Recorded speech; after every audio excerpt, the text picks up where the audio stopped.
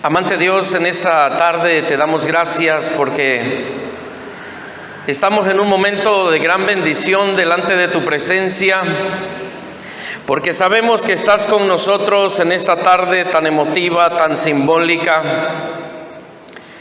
para recordar, bendito Dios, el sacrificio perfecto de tu Hijo, nuestro Señor Jesucristo, en la cruz del Calvario.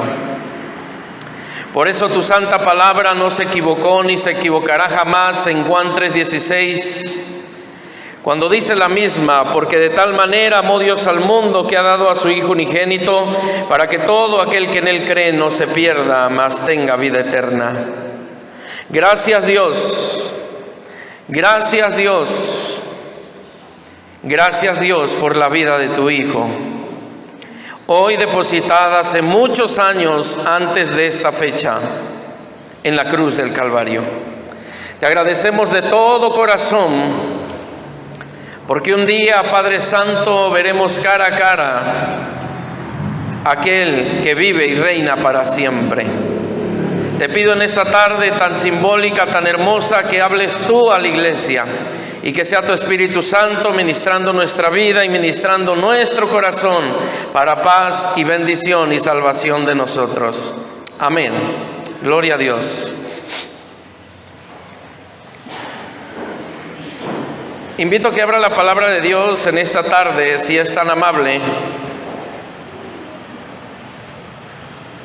Invito a que abra la Biblia en el libro de Isaías, capítulo 53.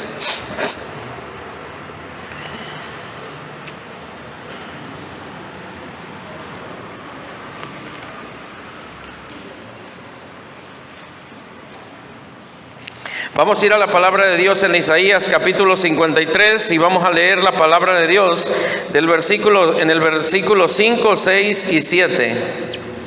Y el tema de esta tarde lleva por título: el regalo incondicional del amor de Dios para toda la humanidad. El regalo incondicional del amor de Dios para toda la humanidad. Y recordaba yo en la oración ese hermoso versículo de Juan capítulo 3, versículo 16, porque de tal manera amó Dios al mundo. Y hoy precisamente la prueba perfecta del amor de Dios hacia todos nosotros y hacia toda la humanidad se da precisamente con la crucifixión, con la entrega incondicional de nuestro Señor Jesucristo para el mundo entero. Y quiero decir algo de manera muy personal en esta tarde. Conozco a Jesús y mi corazón se conmueve desde lo más profundo de mi ser. Para mí es un honor, para mí es un privilegio santo de Dios poderme presentar delante de usted en esta tarde y en el nombre del Padre, del Hijo y del Espíritu Santo de Dios compartirle este mensaje de la Biblia. Porque sé de quién hablo y conozco a Jesús de manera muy personal en mi vida. Y yo le doy gracias a Dios que por la muerte de Jesús tengo hoy vida y vida en abundancia. Pero vamos a recordar una de las profecías muchos años atrás de la venida de nuestro Señor Jesucristo a esta tierra, dada por el profeta Isaías en Isaías capítulo 53, versículo 3, 4, 5, 6 y 7. Dice la palabra de Dios: despreciado y desechado entre los hombres. Isaías está hablando de Jesús. Varón de dolores, experimentado en quebranto, y como escondimos de él el rostro, fue menospreciado y no lo estimamos.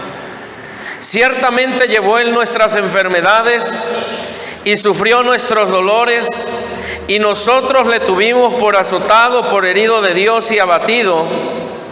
Mas él herido fue por nuestras rebeliones, molido fue por nuestros pecados, y el castigo de nuestra paz fue sobre él, y por su llaga fuimos nosotros curados. Todos nosotros nos descarriamos como ovejas, cada cual se apartó por su camino, mas Jehová cargó en él.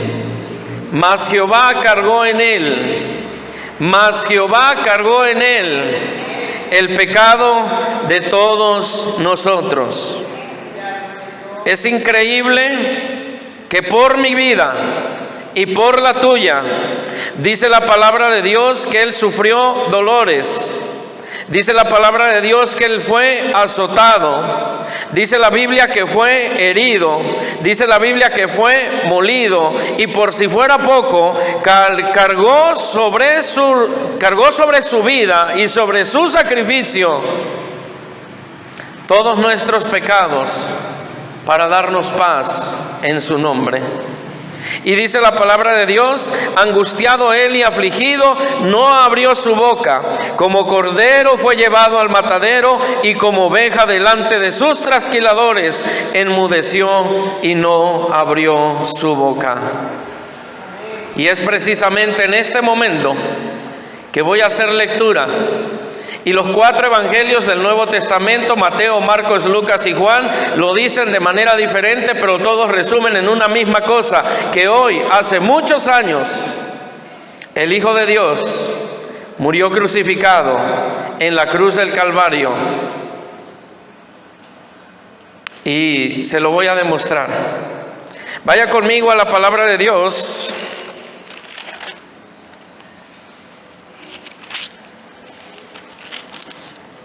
Y vamos a ir al libro de Mateo, capítulo 27, versículo 32. Y leer el libro de Mateo, capítulo 27, del versículo 32 al versículo 56, es apasionante. Porque cada uno de los evangelios y de aquellos que escribieron estos santos evangelios de Dios, si hay alguien que me apasiona de manera muy especial, es Mateo, porque es muy explícito y dice muchos detalles, de los cuales hoy nosotros, es uno de los motivos principales por el cual nosotros estamos reunidos. Pero antes de leer esto, quiero hablar de algunos asuntos muy importantes antes de la crucifixión y muerte de Jesús. Dice la palabra de Dios, y el día de ayer meditábamos en cómo Judas había traicionado a Jesús por unas monedas. Y Pedro lo había negado, y muchos de ellos habían desaparecido, habían salido huyendo.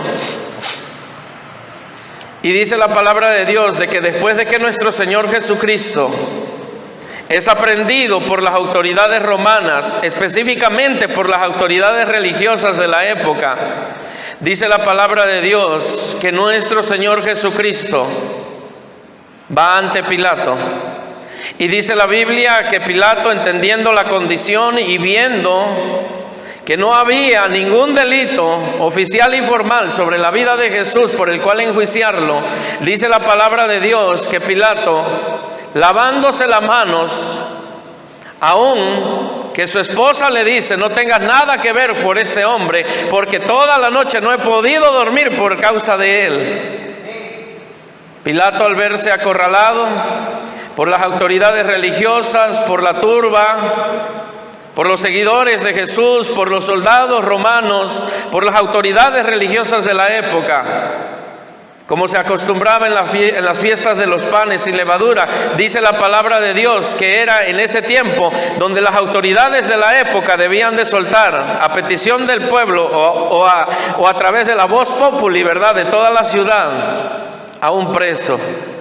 Y presenta a Barrabás y presenta a Jesús por un lado. Y dice la palabra de Dios, aquellos que sabemos ya la historia de Jesús, dice la palabra de Dios que el pueblo elige a Barrabás. Posteriormente, nuestro Señor Jesucristo es desnudado, es abofeteado, es escupido, es humillado. Y dice la palabra de Dios que es azotado. Y hoy los historiadores entienden y conocen que Jesús fue azotado por una herramienta, ¿verdad?, de opresión, una herramienta poderosa para quitarle la vida a cualquier hombre. Es lo que hoy conocemos como el famoso flagrum. Eran unas correas de cueros de animales con algunos artefactos de hierro, de acero, y en sus puntas también tenía pedazos de hueso. Y cada vez que el flagrum se enterraba sobre el cuerpo de Jesús, en la medida que se enterraba en el cuerpo, en el pecho, en la espalda, en las piernas, en todas partes del cuerpo, menos en la cara. En la medida que se enterraba, arrancaba partes del cuerpo de Jesús. Por eso dice la palabra de Dios en Isaías, que el rostro del Señor fue desfigurado y no hallamos parecer en él. Y desde ahí nuestro Señor Jesucristo está sufriendo de sangrado, de fatiga, de estrés, de ansiedad, de deshidratación, de cansancio extremo. Y por un lado, Pedro le está negando 3 veces antes de que cantase el gallo. Y en la última de ellas dice la palabra de Dios en alguno de los evangelios del Nuevo Testamento que Pedro, al negar a Jesús 3 veces, lloró amargamente. Y vamos a hablar en este momento. Todo esto ha pasado en la medida que yo leo el versículo 32 del capítulo 27 de Mateo. Todo esto ha pasado en menos de 24 horas. Jesús no ha dormido, está desvelado, está cansado, está fatigado, está deshidratado, está ensangrentándose enfrente de todo el mundo, principalmente de los hombres de la época. Y aquí empieza la escena más fuerte que para nosotros los hijos de Dios podemos ver, leer, entender y aceptar a la luz de las Escrituras. Y dice la palabra de Dios, vaya conmigo, pido de favor que vaya conmigo versículo por versículo, observando este momento difícil sobre nuestro Señor Jesús. Cuando salían hallaron a un hombre de Cirene que se llamaba Simón. Lo más seguro que este hombre llamado Simón de Cirene había llegado a las fiestas de los panes sin levadura. Y cualquier soldado, con tan solo dar una orden o poner una lanza o una espada sobre el hombro de cualquiera en ese momento, podía obedecerle sin ningún prejuicio y sin ninguna barrera de obediencia. Y dice la palabra de Dios, según Mateo, que está un hombre de Cirene llamado Simón, y dice la Biblia que a este obligaron a que llevase la cruz. Una cruz que nada más la parte horizontal de la cruz, más no completa, o sea el travesaño donde las manos iban a ser colgadas, pesaba alrededor de 40 a 50 kilogramos. O sea que era una cruz exageradamente pesada. Imagínense a nuestro Señor Jesucristo, ensangrentado, golpeado, sufriendo hasta lo más profundo de sus entrañas y todavía cargar una cruz. Algo terrible. Pero en esta parte Simón de Cirene le ayuda a llevar la cruz. Y cuando llegaron a un lugar llamado Gólgota, que significa lugar de la calavera, que era un lugar muy especial, bueno, especial para el Imperio Romano, ¿verdad? Y para las autoridades religiosas de la época, mas no para aquellos que morían en ella. Quiero decirle que la peor gente de aquel tiempo era la que iba a este lugar llamado el lugar de la calavera a morir. Y puedo imaginar que desde que Roma aplica la crucifixión principalmente en este lugar, el único justo que probó ese lugar fue nuestro Señor Jesucristo, porque no había culpa, aunque las autoridades romanas y religiosas de la época estaban señalando que nuestro Señor Jesucristo era un blasfemo y era un promotor en contra del Imperio Romano para no dar los impuestos, y ambas cosas eran totalmente mentira. No era un sedicioso, no era un revolucionario, no era alguien que persiguiera el poder político, económico, ni militar, ni religioso en ese momento, sino el reino de Dios era un reino celestial, y lo sigue siendo hasta el día de hoy en la vida de muchos creyentes. Y dice la palabra, le dieron a beber vinagre mezclado con miel, pero después de haberlo probado, no quiso beberlo. Y en la medida de la lectura de esta palabra de Dios encontraremos algunas palabras, las famosas 7 palabras de Jesús antes de su crucifixión y durante su crucifixión. Dice la palabra de Dios, cuando le hubieron crucificado, repartieron entre sí sus vestidos, echando suertes para que se cumpliese lo dicho por el profeta: partieron entre sí mis vestidos y sobre mi ropa echaron suertes. Y ahí está Jesús, humillado, quebrantado, expuestos al vituperio de toda aquella gente que Satanás había engañado en su corazón para darle muerte al Hijo de Dios. Un momento muy difícil. Si usted y yo en esta tarde sentimos, ¿verdad?, un poquito de calor, y su servidor raramente suda, y hoy estoy sudando. Ahora imagínese al Hijo de Dios deshidratándose, ensangrentado, humillado, abofeteado, desnudado públicamente enfrente de todos.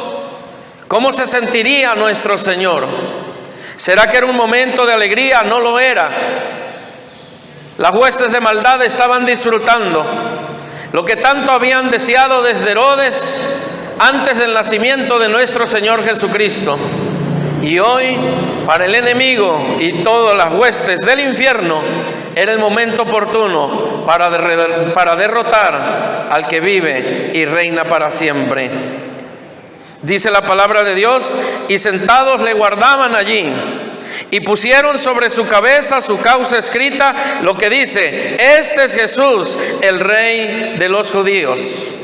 Y no solamente era un letrero que era puesto sobre alguien, específicamente en Jesús, al menos era el letrero y estas palabras sí, pero todos los hombres que morían crucificados en esa época por medio del Imperio Romano, al ser crucificados, tenían que ponerle en una tablilla arriba de la cabeza el motivo de su crucifixión. Imagínense qué cosa tan contradictoria, que a Jesús le hayan puesto: este es Jesús, el Rey de los judíos.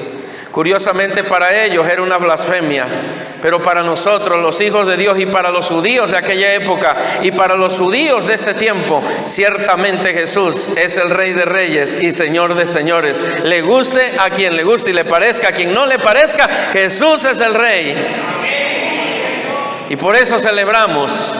No celebramos su muerte, hermanos, y eso sí lo quiero dejar en claro. No celebramos su muerte, celebramos su vida y celebramos su resurrección. Pero no podemos hablar de la resurrección de Cristo sin antes no tomar en cuenta lo que pasó con Él antes, durante y después de ir a la cruz del Calvario. Y dice la Biblia: entonces crucificaron con Él a dos ladrones, uno a la derecha y otro a la izquierda. Y los que pasaban le injuriaban, meneando la cabeza y diciendo: tú que derribas el templo y en 3 días lo reedificas, sálvate a ti mismo. Si eres hijo de Dios, desciende de la cruz. ¿Acaso a esta gente no le bastó al ver a Lázaro resucitar por el poder de Dios en Jesús? No le bastó. ¿Acaso a esta gente no le bastó y no fue suficiente poder observar en carne propia el milagro de Jesús en la multiplicación de los panes y de los peces? No le bastó. ¿Acaso no le bastó a esta gente todos los milagros que Jesús hizo durante su ministerio, con el leproso, con el paralítico, con el muerto? Sinceramente no le bastó.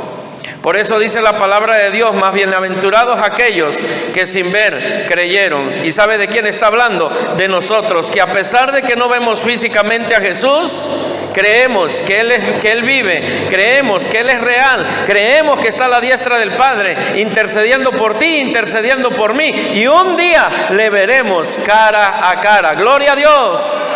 Esa es la esperanza, esa es la bendición de los hijos de Dios, que nuestro Señor Jesucristo no se quedó en una tumba, está sentado a la diestra del Padre, intercediendo por ti y por mí hasta el día de su venida. Pero a mí me llama la atención algo más. Dice la palabra de Dios que había uno a la derecha y otro a la izquierda. Y hoy es el ejemplo claro, y ahorita lo va a entender usted. Hoy es el ejemplo claro de aquellos que en vida no obedecen a la palabra de Dios, no obedecen a la voz de Dios, no obedecen al sacrificio de Jesús. Ese es uno. Es un pecador. Es alguien que no tiene salvación. Es alguien que por su culpa está pagando el precio en la cruz del Calvario a un lado de Jesús. Pero el otro significa lo que muchos de nosotros hoy en esta tarde somos. Dice la palabra de Dios, y ahorita lo va usted a descubrir. Voy a resumirlo brevemente. Uno de ellos significa toda aquella gente que hasta el día de hoy no quiere nada de Jesús. Y el otro significa lo que usted y yo somos hoy en esta tarde, que hemos aceptado a Cristo como nuestro Señor y Salvador. Nos ha cambiado la vida y nos está preparando para la vida eterna con Él. Y entendamos estos dos hombres.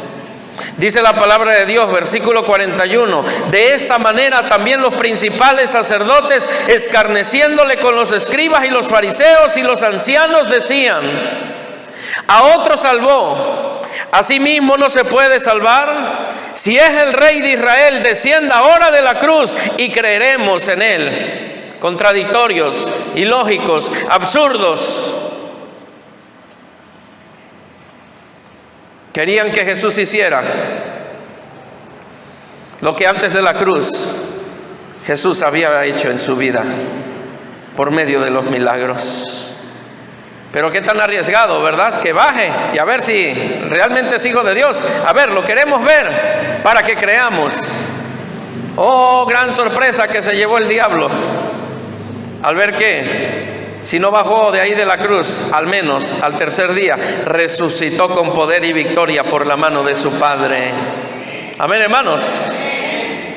Y dice la palabra de Dios, y ya antes de avanzar quiero decir algo.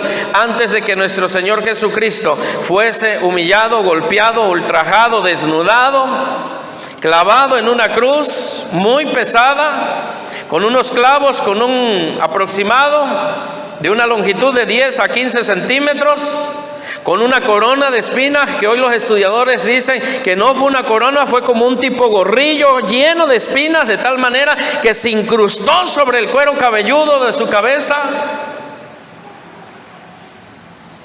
Antes de que todo esto sucediese, aprovechando que en el versículo 41 dice la Biblia que estaban los principales sacerdotes, los escribas, los fariseos y los ancianos del pueblo. Quiero decirle algo, que el Sanedrín de la época, la autoridad religiosa de la época, dio el visto bueno que todo esto sucediese.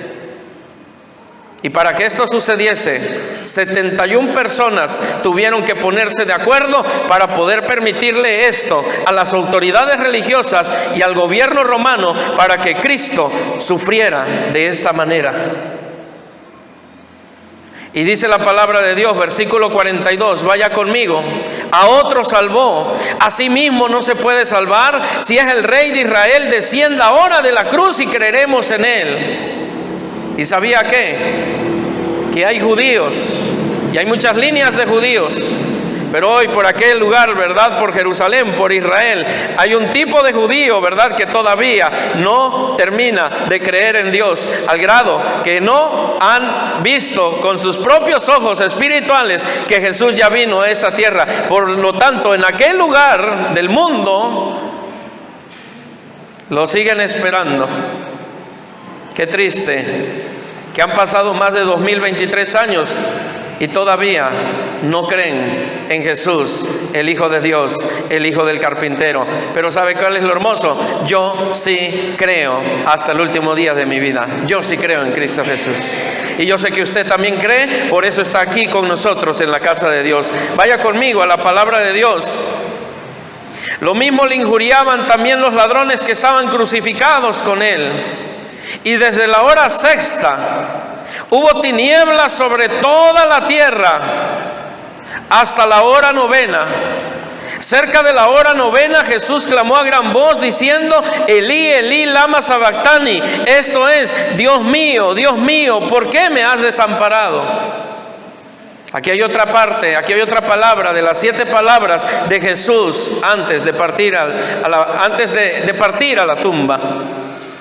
Y ahorita se las voy a explicar al término de esta explicación de una manera muy breve, muy breve. Algunos de los que estaban allí decían al oírle: a Elías llama a este. Y al instante, corriendo, uno de ellos tomó una esponja y la empapó de vinagre y poniéndola en una caña le dio a beber. Pero los otros decían: deja, veamos si viene Elías a librarle. Mas Jesús, habiendo otra vez clamado a gran voz, ¿qué dice la Biblia? Entregó el Espíritu.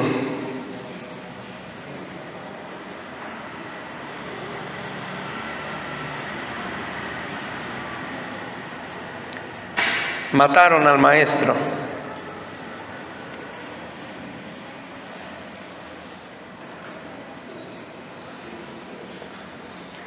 Y leer esto en la palabra de Dios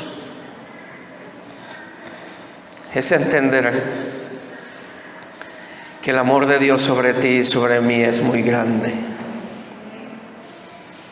demasiado grande. No pudo haber otro sacrificio más grande que este.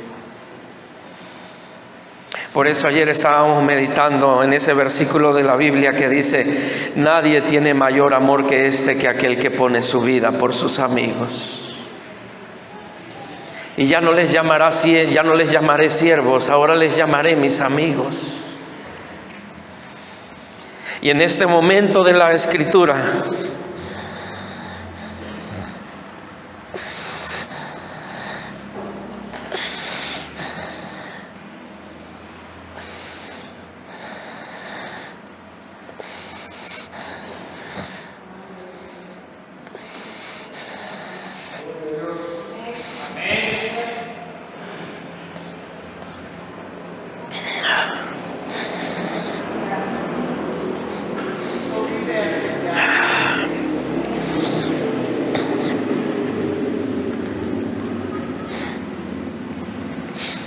dice el versículo 51: y he aquí el velo del templo se rasgó en dos de arriba abajo, y la tierra tembló y las rocas se partieron. Y esto es impresionante lo que le voy a leer a usted, porque esto que le voy a leer en el versículo 52 va a volver a suceder con la segunda venida del Hijo de Dios. Y dice la palabra de Dios: y se abrieron los sepulcros, y muchos cuerpos de santos que habían dormido se levantaron. Y saliendo de los sepulcros después de la resurrección de Él, ¿qué dice la Biblia? Vinieron a la santa ciudad y aparecieron a muchos. ¡Gloria a Dios! ¡Gloria a Dios! ¡Gloria a Dios! Dice la palabra de Dios que ante la resurrección, y lo voy a volver a leer, y saliendo de los sepulcros después de la resurrección de Jesús, vinieron a Él, vinieron a la santa ciudad y aparecieron a muchos.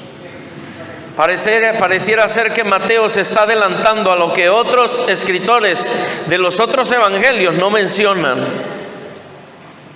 Pero sin embargo Mateo está diciendo: no solamente resucitó Jesús, sino resucitaron muchos más que habían creído en Dios de manera anticipada. Y dice la palabra de Dios: y el velo del templo se rasgó. Gloria a Dios. Pero de esto vamos a hablar un poquito el domingo. Vamos al siguiente versículo, versículo 54, y regresamos al momento histórico de la crucifixión. Jesús está agonizando, se está deshidratando, le está faltando la respiración, sus pulmones están fallando, su corazón está sufriendo una taquicardia, no soporta los clavos, no soporta la corona de espinas. Y cuando esto sucede, dice la palabra de Dios, versículo 54, el centurión y los que estaban con él guardando a Jesús, visto el terremoto y las cosas que habían sido hechas, temieron en gran manera y dijeron: verdaderamente este era el Hijo de Dios.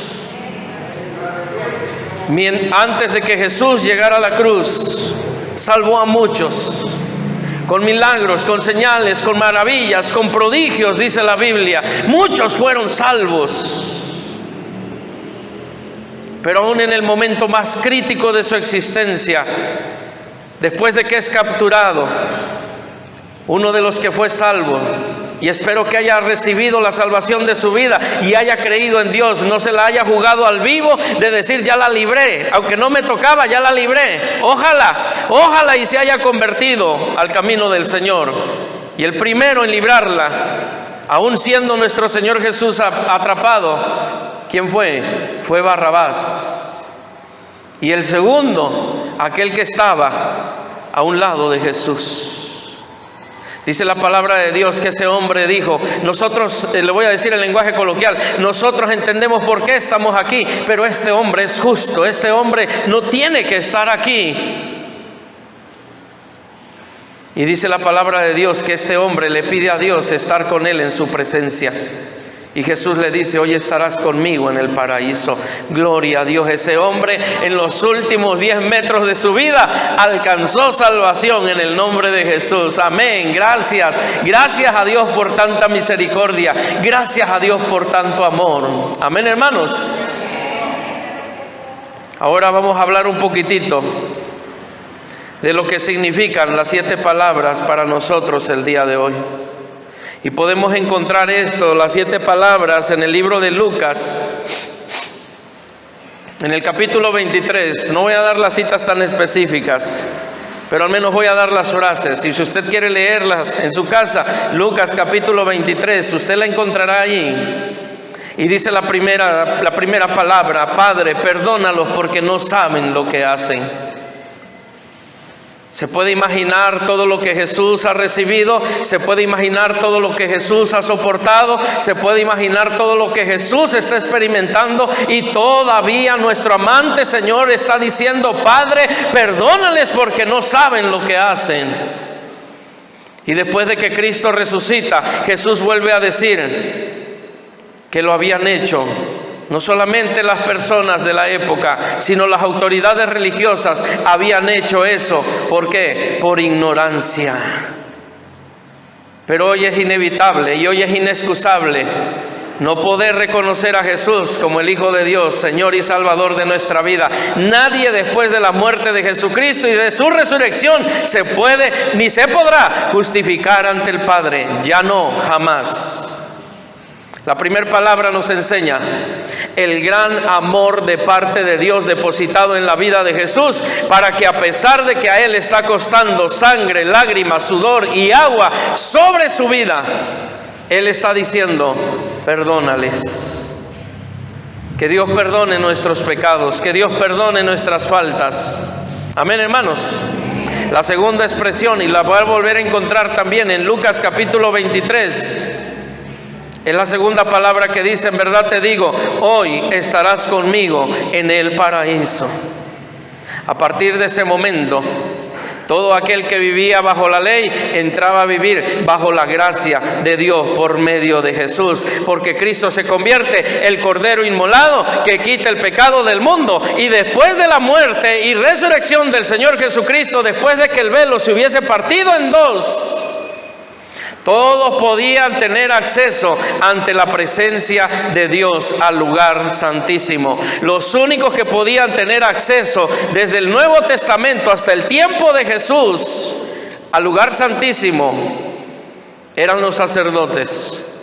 Y hoy el velo se parte en dos. ¡Qué poder de Dios!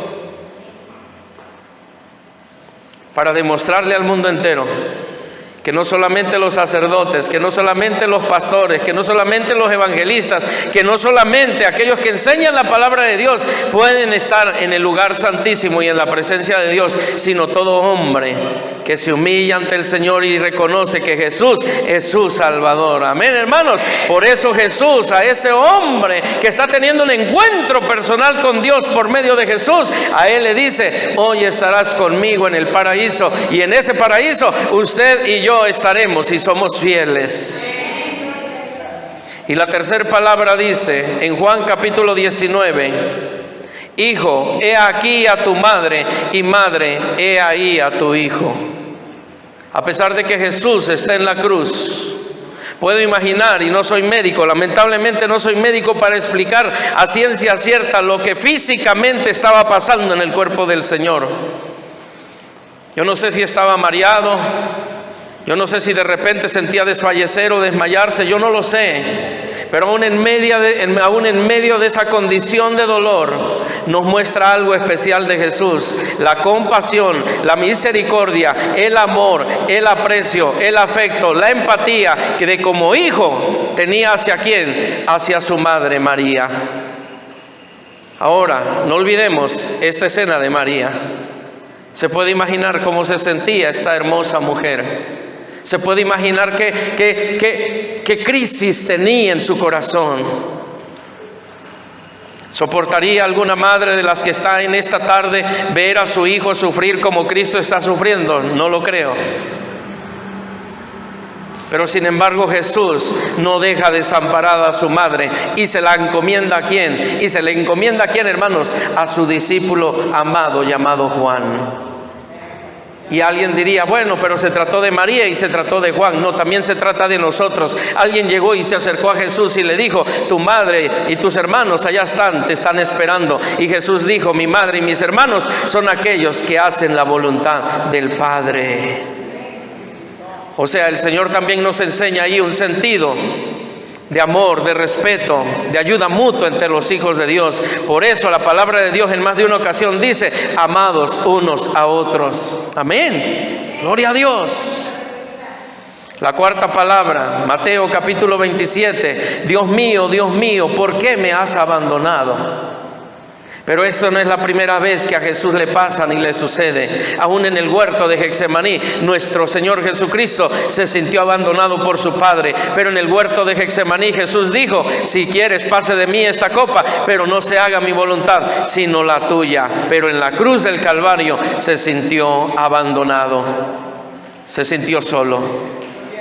Por eso el salmista dice, aunque ande en el valle de sombra de muerte, no temeré mal alguno, porque tú estarás conmigo. Y si Dios permite que algunos de nosotros nos toque ver la muerte de frente, sabremos que aunque nos podamos sentir solos físicamente hablando, espiritualmente seremos acompañados por el Rey de Reyes y Señor de Señores, Jesús de Nazaret. Amén, gloria a Dios. Y dice la quinta palabra, tengo sed, Juan 19. Y alguien diría, ¿verdad? Los escritores dicen que no es tal vez una sed física, aunque algunos sí dicen que sí lo es. Pero hay una parte de la Biblia que dice, tengo hambre y sed de justicia. Y yo me voy a inclinar por la segunda expresión, tengo hambre y sed de justicia. Queriendo decir ante su Padre, Padre, que todo lo que está sucediendo, que todo lo que está pasando, que todo lo que estoy sufriendo y que todo lo que estoy enfrentando, pueda yo ver la gloria maravillosa de tu poder sobre mi vida, para que mi corazón se regocije en el Señor y mi Salvador, que es Dios. Por eso, a tal motivo, las manos de Jesús conservan las heridas del Señor en las manos hasta el día de hoy, y usted las va a ver como símbolo de justicia de parte de Dios sobre Jesús, para ver que lo que hizo valió la pena en la cruz del Calvario. Y la siguiente expresión, Juan capítulo 19, todo está consumado. En pocas palabras, en lenguaje coloquial, hecho está. Asunto terminado. Asunto concluido. Hasta aquí mi participación, hasta aquí mi parte. He dado mi carne, he dado mi sangre, he dado mi vida, me he entregado totalmente. Para ti, oh Dios, haz con mí lo que corresponde y lo que sigue. Por eso Jesús dice, consumado es. Y la última, invito a que se ponga de pie en el nombre de Jesús. Lucas capítulo 23. Dice la palabra de Dios, Padre, en tus manos encomiendo mi espíritu. Voy a volver a repetir, Lucas capítulo 23, Padre, en tus manos encomiendo mi espíritu. Desde el primer día del nacimiento de Jesús hasta este momento en que nuestro Señor expira para irse a la tumba fría, Jesús ha dependido de su Padre todo el tiempo. En ningún momento dudó del plan salvífico de su Padre con Él hacia toda la humanidad. Por eso Jesús dice, tal vez expirando, Padre, en tus manos encomiendo mi espíritu. Vaya conmigo a la palabra de Dios y busque conmigo Primera de Timoteo capítulo 1 versículo 15.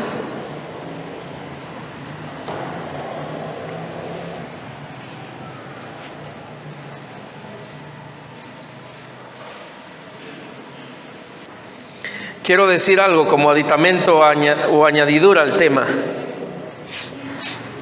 Los que eran crucificados en la cruz en aquella época duraban varios días crucificados. Pero se entiende que Jesús fue crucificado a las 9 de la mañana y entrega el Espíritu a su Padre a las 3 de la tarde. Qué gran sufrimiento. Pero al menos no murió, ¿verdad?, de la manera con la que otros hombres morían, días colgados, a los cuales algunos les tenían que quebrar una parte de las piernas para que dejaran de sostenerse y murieran de asfixia y de cansancio principalmente. Primera de Timoteo capítulo 1 versículo 15, lea conmigo en el nombre de Jesús. Jesús tiene una corona de espina en su cabeza, tiene unos clavos en sus pies, en sus manos, y nuestro Señor Jesucristo tiene una lanza en el costado. Y dice la palabra de Dios en Primera de Timoteo capítulo 1 versículo 15, lea conmigo por favor. Dice la palabra de Dios de la siguiente manera: palabra fiel y digna de ser recibida por todos, que Cristo Jesús vino al mundo para salvar a los pecadores, de los cuales yo soy el primero. Si alguien en esta tarde, o los que vayan a escuchar esta predicación en la radio, o los que nos estén viendo tal vez al rato o en el Facebook ahorita, no lo sé, se preguntan si Cristo murió por usted, se lo digo en el nombre de Jesús, murió por usted y no desea que usted sea un pecador. Dice la palabra de Dios que no quiero la muerte del pecador, sino que el pecador se arrepienta y tenga vida eterna. Amén, hermanos. Gloria a Dios. El altar del Señor está abierto en esta hora para todos aquellos hijos de Dios que, como el centurión, pueden decir en esta hora. Y el centurión que estaba frente a él, al verlo morir así, dice: en verdad este hombre era hijo de Dios. ¿Cuántos en esta tarde creemos que Jesús es el Hijo de Dios? Le invito a que pase al altar del Señor. Va a ser una oración muy especial en esta hora. Invito a mi hermano Pablito, si me puede ayudar a tocar, por favor. Va a ser una oración muy especial en esta hora. Y esta oración va a ser una oración de agradecimiento, única y exclusivamente por la vida, por la muerte de nuestro Señor Jesucristo en la cruz del Calvario. ¿Está usted agradecido con el Señor? Yo sí. Le debo la vida, le debo la salvación y le debo la bendición de la iglesia y de todas mis generaciones. Amante Dios, en esta tarde te damos gracias. Gracias por la vida que tú me has dado, Señor. Gracias por la oportunidad gloriosa y maravillosa de poder descubrir a la luz de tu santa palabra desde el domingo de esta semana anterior hasta el día de hoy, Señor. Todo lo que pasó sobre tu vida pública y tu ministerio, Señor, en esta semana hasta este momento de tu crucifixión. Padre Santo, hace más de 2023 años, muchos discípulos al ver esta escena, tu madre, tus hermanos, estaban quebrantados, estaban como conmovidos, y muchos de ellos, me imagino, estaban entristecidos, oh Dios, por ver, Padre Santo, que el Hijo de Dios moría como una persona que no merecía estar ahí. Señor Jesucristo, en esta tarde, nuestro corazón, en el nombre de Jesús, se conmueve, nuestras entrañas también. Hemos derramado lágrimas por nuestras mejillas, porque nos duele, Señor Jesucristo, saber todo lo que tú sufriste para darnos vida y vida en abundancia, dice tu palabra, de la cual hoy disfrutamos. Amante Dios, yo te doy gracias, Señor Jesucristo, porque aún ese hombre, Padre Santo, que estaba a un lado de ti en la cruz del Calvario, fue salvo en el último momento de su vida, Padre Santo. Y yo sí puedo decir, como el centurión dijo al verte morir de esa manera: en realidad o en verdad, tú eres el Hijo de Dios. Hoy en esta tarde, Padre, la iglesia te reconoce como su Señor, como su Salvador, como el Hijo de Dios, el que vive y reina para siempre. Hoy en el nombre de Jesús de Nazaret, alabamos y bendecimos tu nombre, porque de manera simbólica esperaremos, Padre Santo, hasta el domingo de resurrección para hablar que tú no te quedaste en una cruz, que tú no te quedaste en una tumba, sino que vives y reinas para siempre. Gracias, Jesús de Nazaret, por ser nuestro Señor, por ser nuestro Rey y por ser nuestro Salvador. Padre Santo, tu palabra dice en el libro de Juan, capítulo 19, versículo 19, tu santa palabra dice: escribió también Pilato un título que puso sobre la cruz, el cual decía: Jesús Nazareno, Rey de los judíos. Y hoy en esta iglesia del Nazareno y como Nazareno, te reconocemos y te exaltamos y te glorificamos como nuestro Señor, nuestro Salvador y nuestro Libertador. Gracias, Señor Jesús. Muchas gracias, Jesús. Amén. Gloria a Dios.